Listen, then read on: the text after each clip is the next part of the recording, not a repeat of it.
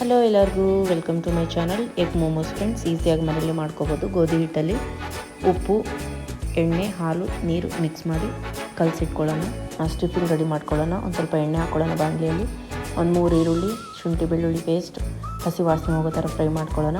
ಅದಕ್ಕೇ ನಾವು carrot, capsicum ಮತ್ತು ಕೊತ್ತಂಬರಿ ಚಿಕ್ಕದಾಗಿ ಕಟ್ ಮಾಡ್ಕೊಳ್ಳೋಣ.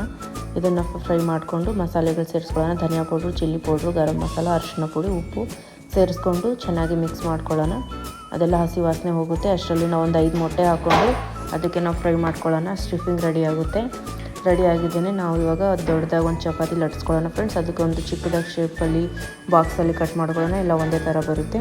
ಇವಾಗ ಇದನ್ನು ನಾವು ಮೋಮೋಸ್ ರೆಡಿ ಮಾಡ್ಕೊಳ್ಳೋಣ. ಎಲ್ಲ ಮೋಮೋಸ್ ರೆಡಿ ಮಾಡಿಕೊಂಡು ಇಡ್ಲಿ ಪಾತ್ರೆ ಒಂದು ಇಡೋಣ ಫ್ರೆಂಡ್ಸ್. ನೀರು ಬಿಸಿ ಆಗ್ತಾ ಇರುತ್ತೆ. ಅದಕ್ಕೆ ಸ್ವಲ್ಪ ತುಪ್ಪ ಸವರಿಸ್ಕೊಂಡು ನಾವು ಮೋಮೋಸ್ ಇಟ್ಬಿಟ್ಟು ಒಂದು 10 ಮಿನಿಟ್ಸ್ ಬೇಯಿಸ್ಕೊಳ್ಳೋಣ. ನಮ್ಮ ಮೋಮೋಸ್ ರೆಡಿ ಆಗುತ್ತೆ ನೋಡಿ. ಇಷ್ಟ ಆದರೆ ಲೈಕ್ ಮಾಡಿ, ಶೇರ್ ಮಾಡಿ.